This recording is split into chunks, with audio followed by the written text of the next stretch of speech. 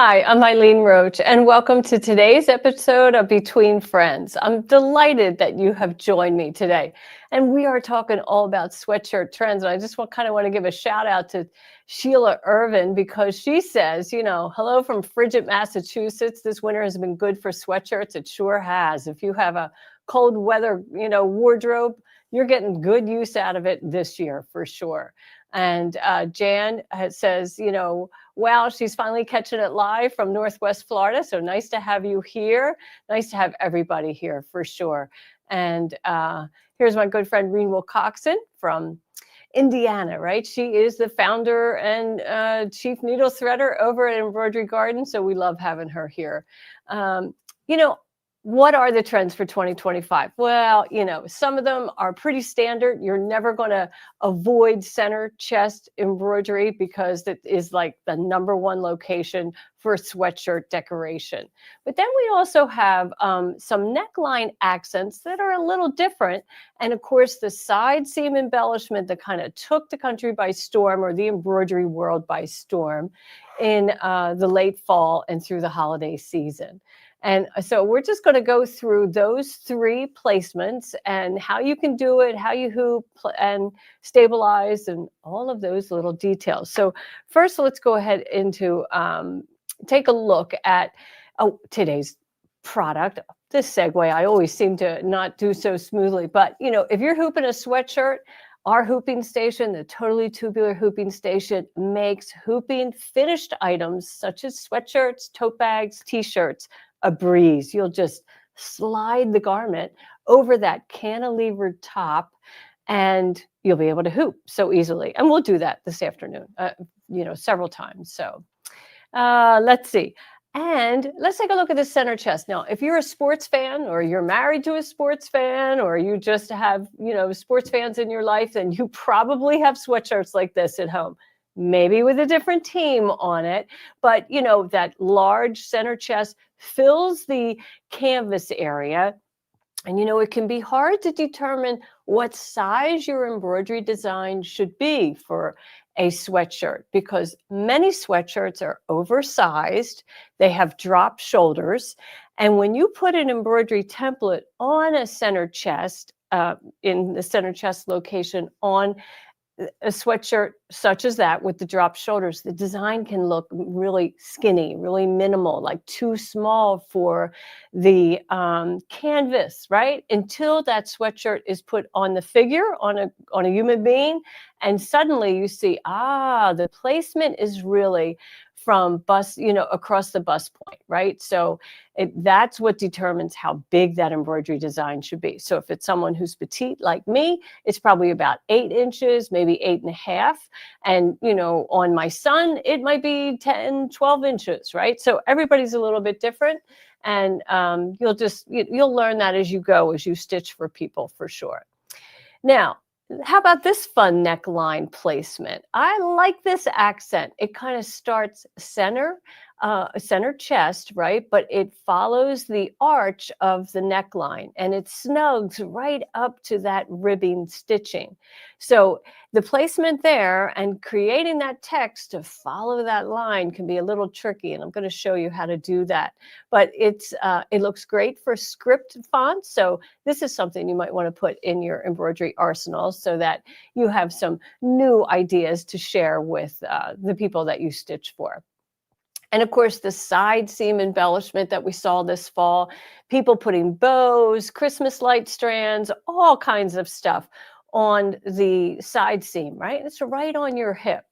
So, I'm going to show my age here, but like in 2015, Nancy Zeman and I came out with this collection, and it was necklines to hemlines. And what we were really decorating at the hemline was the side seam.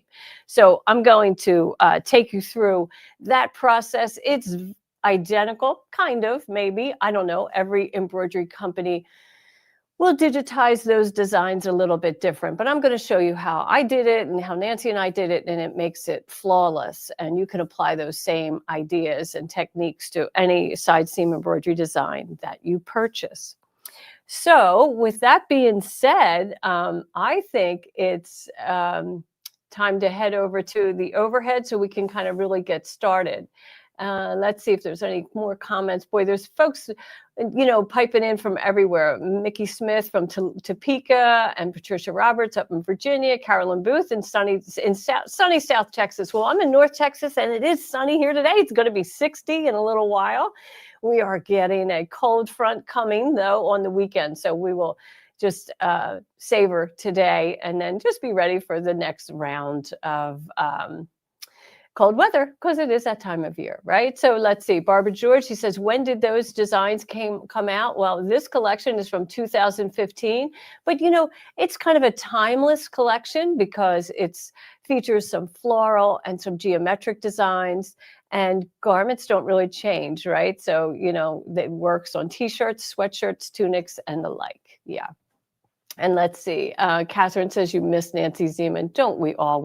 Many of you who are familiar with Nancy, who spent many hours watching Sewing with Nancy, I'm sure you would give credit to a lot of your sewing skills to learning from Nancy, like I sure did.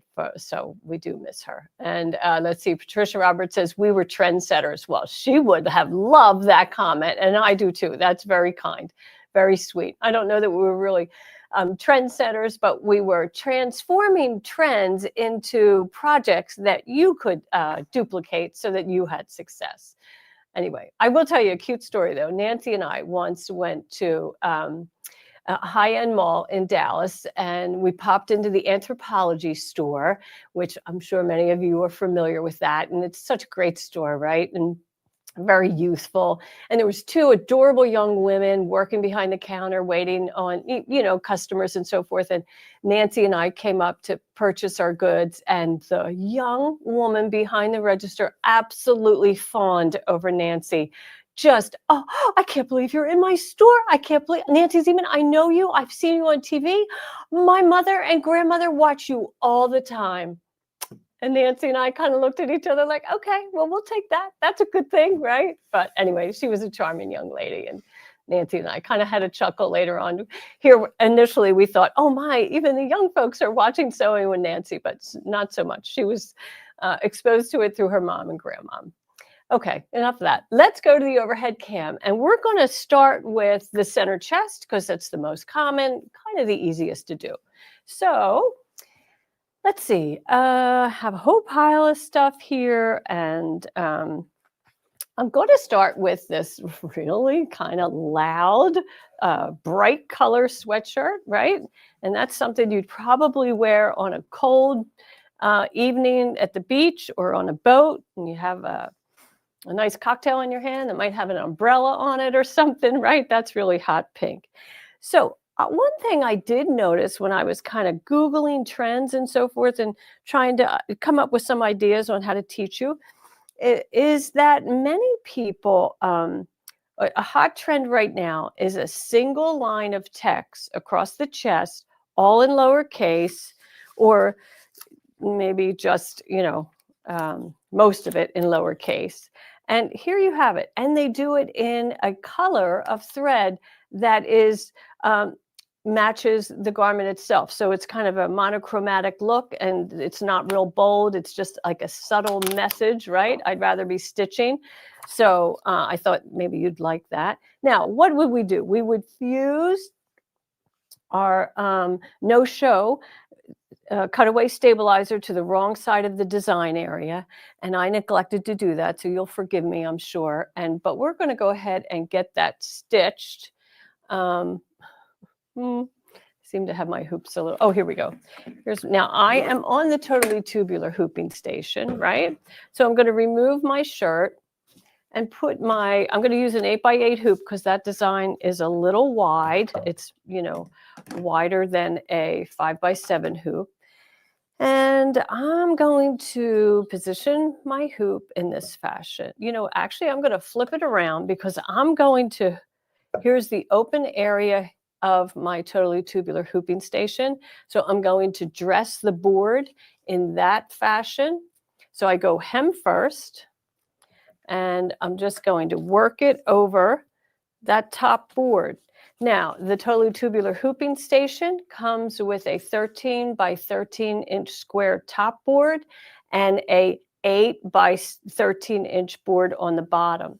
It has a cantilevered, a post that creates a cantilevered, setup so that we can slide these finished goods, right? These tubular items right over that board and get our design centered so that, I can feel that hoop and I know that I am practically centered. Now, I don't have any stabilizer on here, and if I was doing this properly, I would have my no-show mesh extending beyond the neckline. And I have another garment that I'm going to show you how to do that in a moment. So just kind of forgive me. And then I just place that top hoop right in place. I make sure that it's aligned, and I am ready to go to the machine. Now, of course, because I'm going to stitch this on a flatbed machine, I have to turn this whole garment wrong side out. So I'll start here at the hem, and I kind of lift it in this fashion. And then I'm going to put my hands right through that neck and into the sleeve and pull the sleeve wrong side out. And the reason why I do that is I don't want to stitch on the sleeve. I know I'll bet in the comments if you would take the time to respond, how many of you have ever stitched a sleeve to a shirt, inadvertently, right? You didn't plan on doing that for sure, I'll bet. So we're just going to take our time. We have to pull this up and over, and there we go. So we got a lot of bulk, right? We just have to work this so we get those sleeves out of the way. There we go. And now all of that is up on top. I get those sleeves set. And literally, this is how I go to the machine. It seems kind of funny, but I'm going to take my hoop shield and I'm going to lift the shirt and slide that under the board and go over to the machine and attach the hoop to the machine. So here's my attachment on this side. I'm going to slide it right into the machine. And then once it's past the embroidery foot, I then just open this up. That's all. I just open that up, and no harm, no foul, right? This is a wide enough hoop and garment so that it won't get caught, and then I'm ready to stitch. But notice my sleeves are, they can just nest on top of the machine bed. Of course, not in the sewing field, but on top of the machine bed. So that's how easy that is. All right, so now I'm going to do one more shirt. I'm going to unhoop this, and we're going to work on this green one that I have already positioned. I've already fused that fusible cutaway to the wrong side of the design area. So in order to get that template in place, I'm going to turn it right side out so we can use that template and get it positioned. So the template that I'm using is our center chest template. And this is a whole set of templates that come for crew neck, scoop neck, and V-neck. And they also come for men in the same package, men and women. Now, I'm kind of eyeballing this pretty quick, right? But theoretically, if I was really going to stitch this, I would fold this shirt in half, matching the shoulder seams to truly find my center. And then I just align my center line on the template with the marked center of my shirt. And I align that curved line with the neckline. And then I'm going to take my template of the embroidery design that I want to stitch, and I'm going to align those vertical lines, right? So vertical line on the printed template, a vertical line on the center chest template, and I am placing the top of that B right at that horizontal line, right? Perfect. And then I'm going to pull out this template because I won't need it anymore. And now I'm ready to stitch, ready to hoop anyway. And that's going to be fantastic. So let me go get my other hoop that I just had, that 8x8, because again, this is a big design. So I'm going to want to use that 8x8 hoop. And of course, you have many choices when it comes to hoops, right?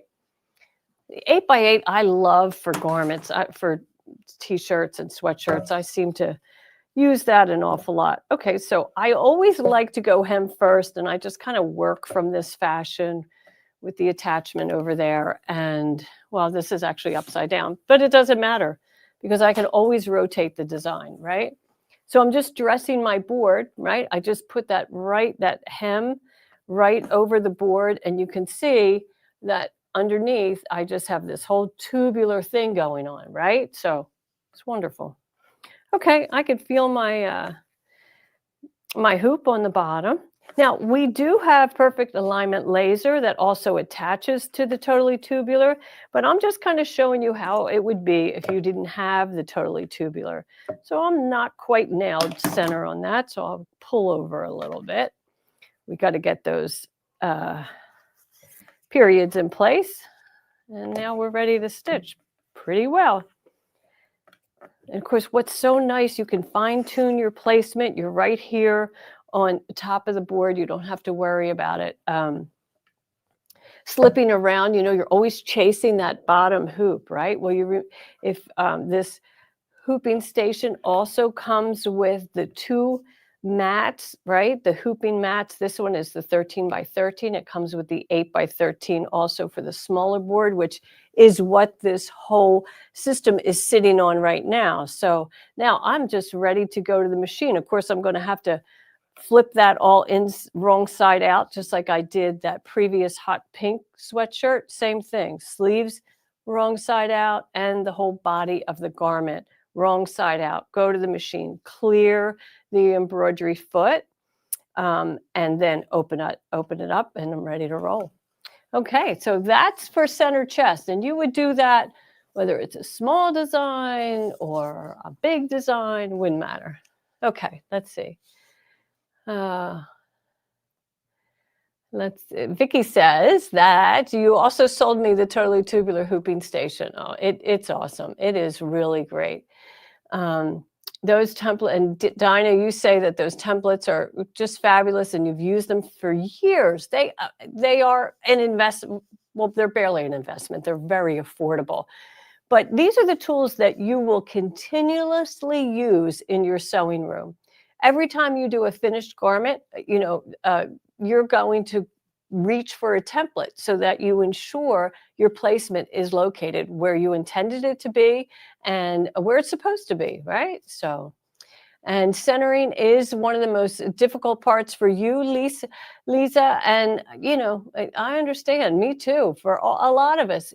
You know, it's when a shirt's on a hanger or so forth, it's kind of easy to identify the center. And if you're wearing a garment, it's easy to identify the center. But when it's laying flat on a surface, you lose all the points of reference, right? Because many of the shoulders are dropped.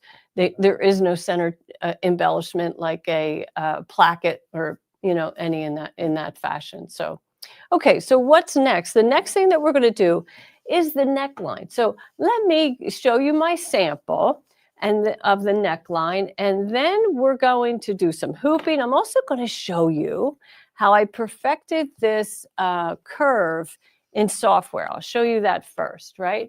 So here we have Go Wildcats. It's still hooped. And as you can see, right, I have my stabilizer hooped and we hooped across the ribbing. But let's go ahead in the software. And I made this little video for you so you could see the process. So here we go. Okay, I used Perfect Embroidery Pro, and I went to File, Load Backdrop. Now, I took a photograph of the sweatshirt with a ruler in the image, and that's really key. So now I'm going to zoom in, and I'm going to select the Define Scale tool underneath the backdrop tool, and I just drag the cursor 1 inch and I enter 1 inch in that field. And now the image is sized to true life. And even though I'm about to zoom in again, and that's okay, then I zoom in. It's not changing the size of the image, it's just giving me a magnified view. So then I select the ellipse tool and I'm drawing a circle. And as you can see, a neckline is not a perfect circle, right? Of course it isn't. It's shorter in the back behind the neck and a little bit lower in the front. But I'm just using that ellipse tool to kind of get started on somewhat of a curve. And then now, but I don't want my text to sit on the ribbing, right? So I have to get another line that is 1.5 inches away. So I'm going to select that circle or ellipse, right? And do a utility create outline, and I'm going to put 1.5 inches. And here's my preview. So it's going to place that second line 1.5 inches away from the first one. And then I got, now I'm going to select my text tool and write my text. And I'm doing Go Wildcats and say okay. And then I will select the text and I'll select the large circle, but first I'm making it a little bit bigger. So with it selected, I also select the large circle and I do text on path. So that's a right cursor click, text on path, and now it loads my text at the beginning of the circle. And you know, that's just how the software works. So no big deal. I just rotate it around using the tools in the toolbar. And then I can also use the little rotation tool at the corner of the design. And then when I bring it down to sit on that line, it's perfectly aligned around that neckline. And what if I'm not happy with that? Like I notice I have my Go Wildcats not dead center of the neckline, right? I really want that go to start at the center of the neckline. So I'm just kind of spreading out those letters a little bit so they're not so crowded, just to give a little breathing room to each letter and make it easier to read, a little bit more legible.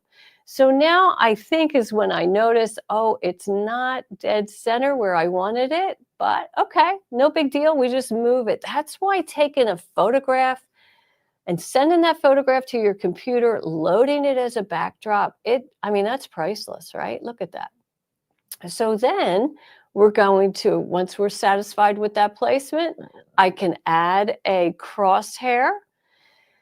And I'll just select the text. Now, you can remove that outline or you can keep it when you print the template. And I'll show you here. I'm showing you that I removed it. I have the cursor. And now I'm just going to go and send it to my machine. Of course, wirelessly is how I'm going to do it.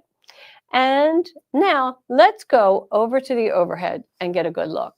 So we'll take a look at this hooping in a moment. First, let's take a look at the template that I wound up really making. So what I did was, here is my text. Here's the center of my text. That's where I have to worry about positioning the needle, right, once I'm in the hoop. Here's the circle. This circle is the outline of the ribbing, and that's such a great tool. So I'm going to bring another sweatshirt into the scene here. And let's flatten this out so that it's one layer. There we go. And then I'm going to take that template. Of course, here I'm on my print and stick Target template paper, right? Because it's sticky, as you know, right? It's going to stay in place. So once I'm hooped and I go to the machine, it's going to be a beautiful thing, right? And here's that circle that I drew. So I'm going to keep that circle aligned with the ribbing. And I want to make sure that my G is on the center of the sweatshirt. So I could mark that for sure, just like how I talked about. We would do that, by folding the side, the shoulder seams together and finding the center. Now I know that that's absolutely perfect where I want it. So it's time to get that hoop in position. So this time I'm going to use a 5x7. And we will, now I want to explain something. When you are stitching this close to a neckline, right, you are probably going to have to hoop in a fashion where you are flattening out the shoulder seam, because our hoop is going to go up here. So take a look, pay attention to that as we slide this on. And we're just going to dress that board. That's the fun part of the totally tubular hooping station. You just dress that board You don't have to worry about scurrying around, trying to chase down that metal frame or the outer ring of a standard hoop, right? And so here's my attachment right here. Here's my design over there. So I got to work this shirt a little bit more, right? I have to get it, kind of create a new flat area, even though it has a shoulder seam in there. Now, truth be told, I should probably flip this over and use the smaller board, but we're okay. We're okay right here. So I'm just going to live dangerously, find my top frame, and I'm going to place that down on the sweatshirt. Now remember, sweatshirts are a lot of bulk, right? So we got to make sure we get that in position, and my stabilizer is caught there just fine. Okay, and I need to come over a little bit more. I'm not real straight here. So no big deal. There we go. We'll bring that up a little bit more. And I really should be on the other size board. It would make this a lot easier for sure. Okay, and now there we have it. So now we know we can go to the machine, right? And very easily center our needle over that Go Wildcats. This is not going to stitch this line. That's a drawing. That's just artwork. So again, I'm going to turn those sleeves inside out. I'm going to bring the whole garment up on top. And then we'll just do that now, and I'll pull through on that sleeve so you get a good idea of how that goes. Now, do you use a topper? It depends, on the texture of your sweatshirt. You might want to use a topper. You have to remember that a water-soluble topper is a temporary solution, right? So it looks beautiful when you do that until you wash it, and then it goes away. So you have to select a font that's going to stand up on that lofty sweatshirt.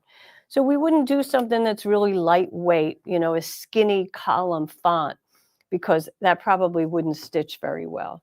Okay, so I'm going to move this out of the way and then show you the one that we did stitch, and it is still hoop, so you can see how that goes, right?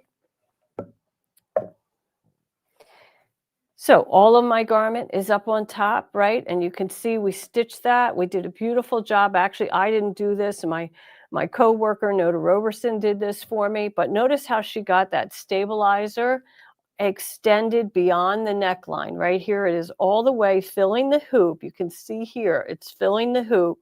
So it's giving a really nice, stable foundation for those stitches. It is fusible because we want to eliminate the stretch in our sweatshirt knit. So super fun. I hope you try that. I think it's really a helpful technique of how to, decorate a neckline. Let's see.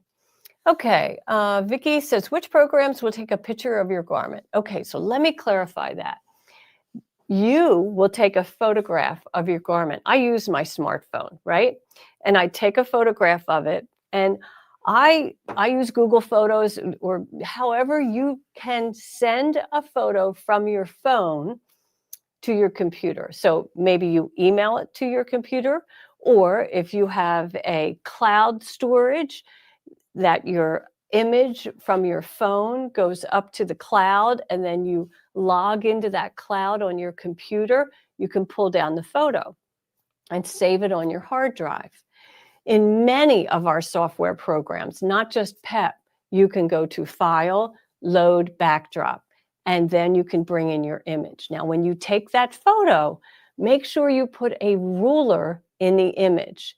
That's really important, because otherwise it's not a useful image unless you know the size, of the area that you are filling with embroidery. So that's really important. Mm-hmm. And Catherine says, it would be beneficial to use the sticky hoop. It can be for sure. And we are going to, we're going to do that for the side seam. So we'll do that in a little bit. Mm-hmm. Okay, and Esther Hoplin, I see you have some issues. So one of our customer service people, or one of our team members, will respond to you, and they'll get you situated. Okay, so what's next is the side seam. So we're going to do a rendition of that necklines to hemlines that Nancy and I did. So here's I'll show you two garments that were created in that collection, I believe. So here's the neckline decoration, and that's just gorgeous, right? And we finished that in the hoop, right? That's all part of the embroidery design. This was a regular t-shirt, and the instructions teach you how to create this kind of, corset opening and with eyelets and so forth. We have a little back bling that you can use at the upper neck. We have some sleeve decoration. Oh, I just love these. These are adorable. Okay, and then here's the side seam. Again, this was a traditional seam that, was closed, and we added this decoration, and then with some finishing in the hoop.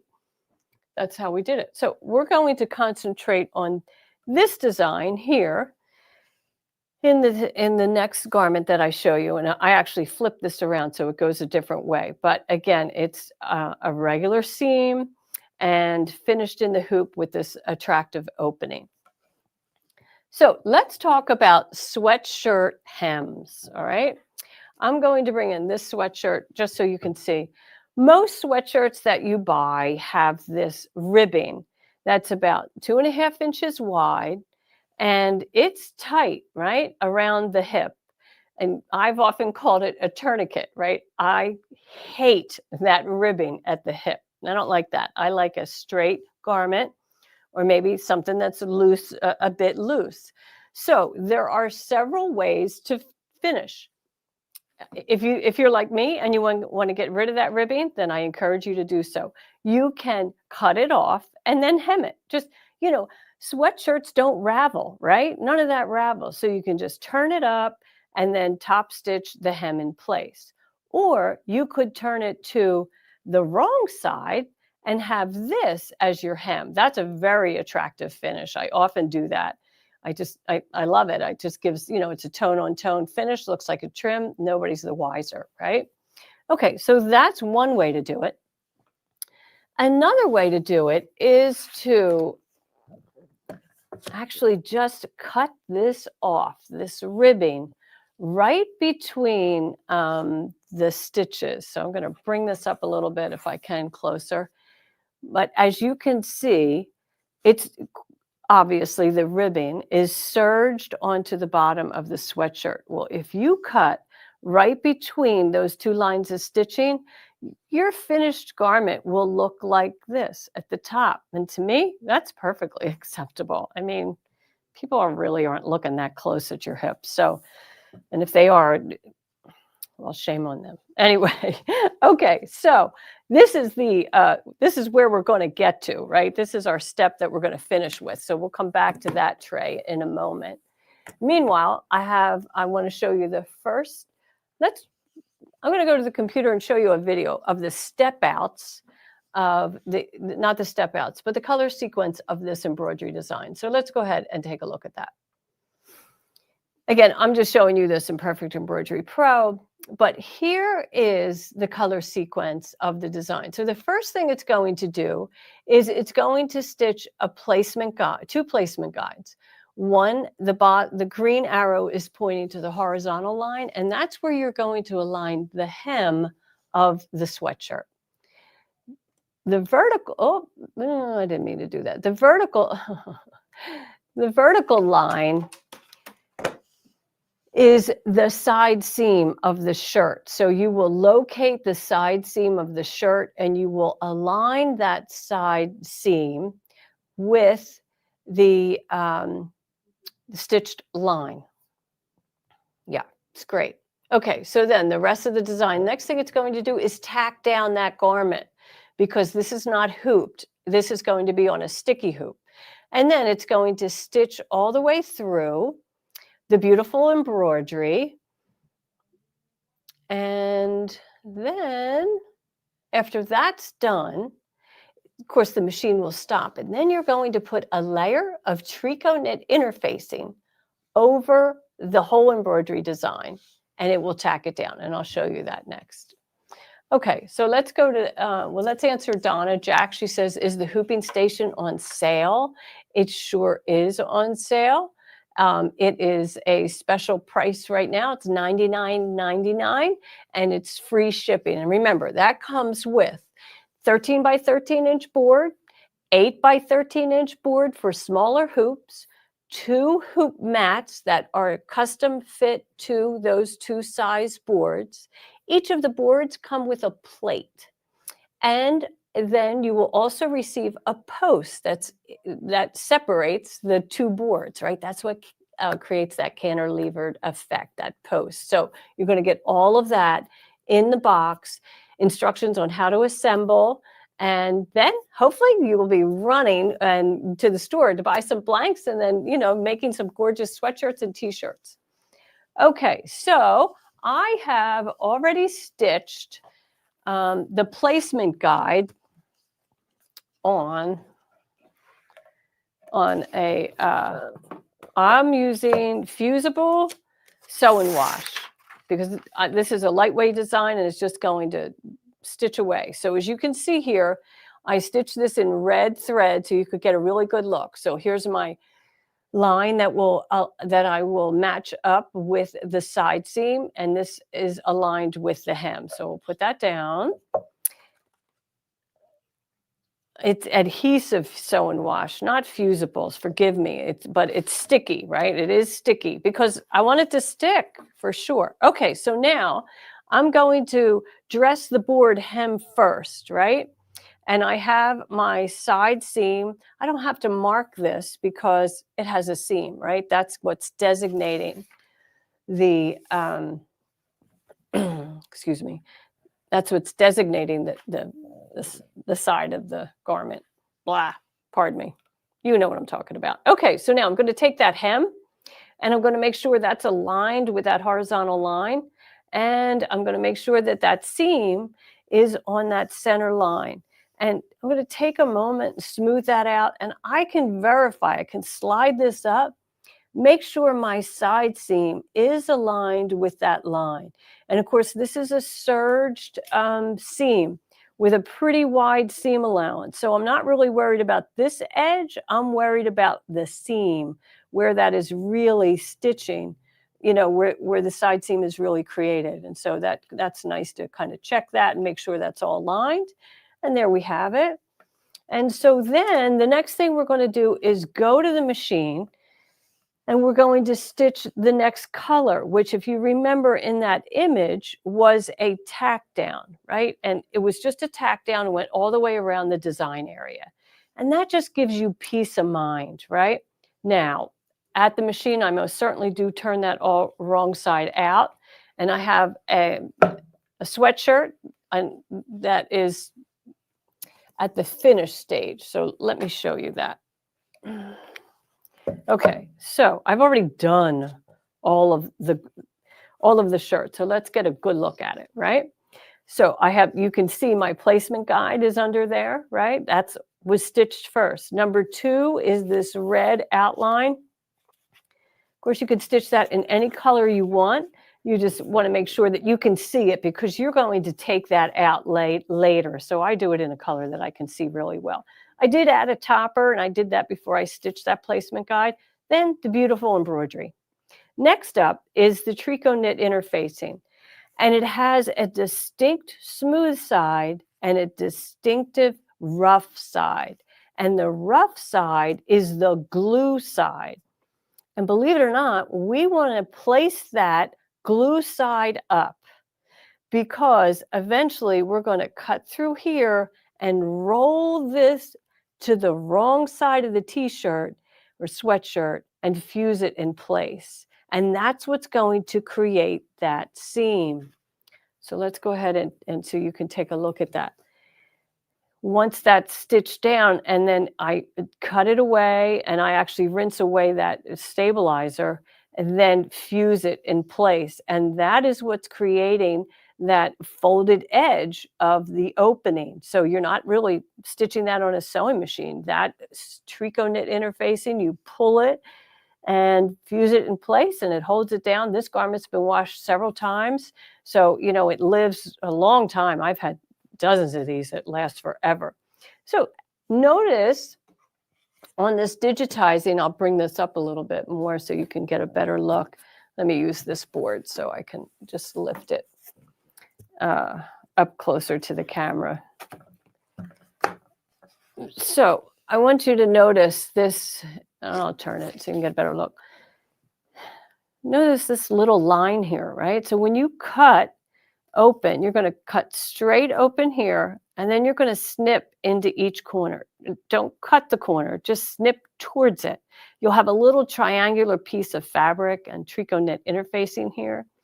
That's fine, but those little snips are what will give you a nice turned point there, okay? And then you'll just pull that tricot knit to the wrong side and fuse it in place.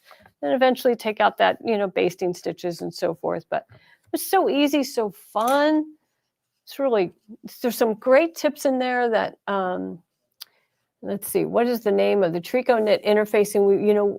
Maybe one of my team members can tell me. I think it's Fuse So Soft is what we sell it as. And we sell it to cover the wrong side of embroidery, especially for children's wear, right? So that's what that is. And let's see. Okay. Let's see. Reen Wilcoxon says, you love the side seam technique. It's most times you see a jagged edge with pokies. Absolutely. And this is very clean. Also, as I've kind of looked at other embroiderers' designs, they omit the placement guides like that, center placement guide and that horizontal. I mean, if you want them to match, you want them to be perfect, those things are pretty important for sure. Okay, so isn't that fun? So those are 3 different things you can try on garments this year. It's easy to do, and it's really rewarding because you get to, walk out the door with something new and something decorated that you've done yourself, or maybe it's a gift for somebody. But I love those techniques. And I think my favorite this year, the top 2, is that neckline embroidery, just a little message around here. And then also the side seam. I do love that. Not big on applique on the hip, If you're like me, maybe you don't want to draw attention to your hips. Maybe you do. Who knows? Okay. So what's coming up next? Well, of course, we have the Totally Tubular Hooping Station is on sale all week. And because we have our Ships Free special, you are going to get that in that bonus free shipping. And Reen says, is this technique in one of my books? Well, this technique is in every one of the Nancy Zeman collections that we did together, necklines to hemlines. And then I think we have another one that is designer knockoffs, and same techniques, just different embroidery designs. One of them features grommets within the design, so you can have kind of a lace-up look on the neckline. And but thanks for asking, Reen. Yeah, I really enjoyed doing that with Nancy. It was a whole lot of fun for sure. Okay, so coming up, I'm going to be back here next week. We're going to be stitching multiples. So, same embroidery project, multiples, different names, that kind of thing. And what are the fast and easy ways to do that? So that'll be super, super fun. And let's see, Barbara George, are those designs new or from the original pattern? They are from the original pattern. That the gray sweatshirt and the pink t-shirt that I showed you, that is the Wendy. So it's, each of the garments in the collection are named after a woman. So that one in particular is the Wendy. But yeah, it's been around for a little while. Actually 10 years, but hey, it's timeless, right? Gotta love that. Ashley's gonna be here on February 4th doing Software Success. And it's always great to have Ashley in the house. So I hope that you'll join her for that. How many of you do follow Ashley, her Software Success?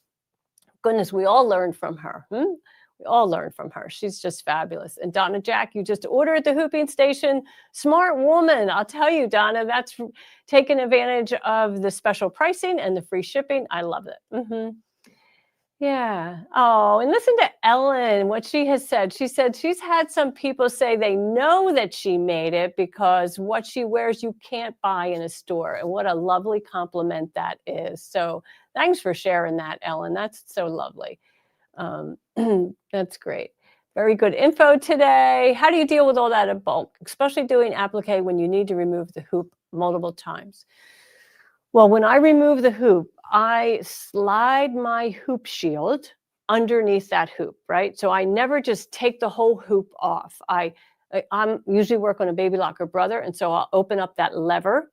And meanwhile, I slide my hoop shield right at the bottom of the hoop, right? And then I pull, I guide the hoop from the attachment. Let's go under the needle. See, I mean, not the needle, but here so that you can get a better look at that. So when I am sliding off of the machine, this part is in the machine, right? So I lift the lever, and then I take my hoop shield is in one hand, right? And I have that kind of positioned, stationed at the bottom, waiting to receive the hoop. And then when I remove my monster hoop, I push here. So I actually push here. I never grab my hoop at the bottom. If I have to grab the hoop, I grab it from the top and I grab both layers, never just the top. And then I push it off the machine. And then I place it, that hoop shield is in position, right? You can see it's underneath. And now I don't have to worry about dislodging this from the hoop. I can work my scissors really well in there. I don't have to worry about putting my hand through the stabilizer or pushing it up through the design area. Oh, you know how that happens, right? That's horrible. That certainly happens to me. So yeah, good question for sure. Okay, let's see. Lots of Ashley kudos. Yep, let's see. Ashley won't be here on the 21st. No, Ashley does Software Success on the 1st and 3rd Tuesday of the month. So she will be on Tuesday, February 4th. And I will be here next week, which is the 23rd. So it's the 1st and 3rd. Right? Did I get that right? Somebody in my team, do I have that messed up? Let me see. Maybe I do. Oh yeah, she should be here the 21st. Thank you for telling me. Yes, we need to change that date. She's going to be here next week. On Software Success will be January 21st, and she's going to be doing the warm-up to my event, my broadcast on Thursday. So good catch. Thank you. Thank you. Let's see. All right. Now, let's see if we can carry on here. Of course, we love it when you subscribe to our YouTube channel, you like us on Facebook. That tells us that you are enjoying our content, and it gives us motivation to keep going and tells us what that what we're producing is what you need. So we appreciate that. And of course, we like to see your Dime Sew Along projects. We're just starting the new year, right? So we released a design last week, and we have one that we're going to show in just a moment. But we thought we would make a highlights reel for you to show you some of the best ideas we saw last year. So let's take a look.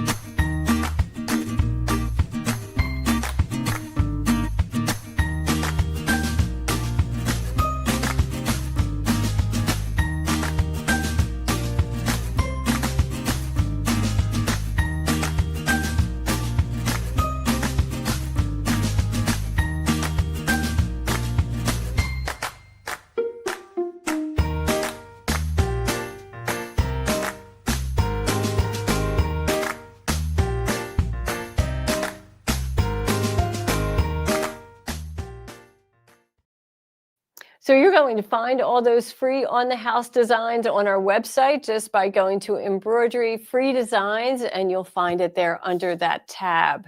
And we do have a zip file from last year, 2024, but grab it. It won't be there for forever.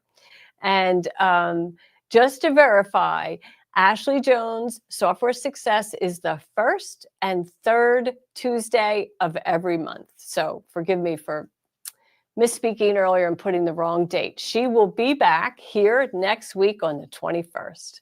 So this week's on the house design is another little snowbird. And this one also has fringe tassels in the hat and also in the scarf. So much fun, right? So we can't wait to see what you do with these little snowbirds. I hope you have some ideas. I know I sure do.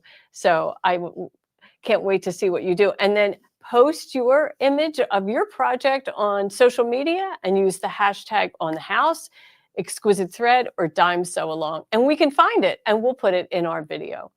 So thank you so much for joining me today. And I hope that you'll be back next week also with Ashley on Tuesday, and I'll be here on Thursday. Bye for now. Have a great week.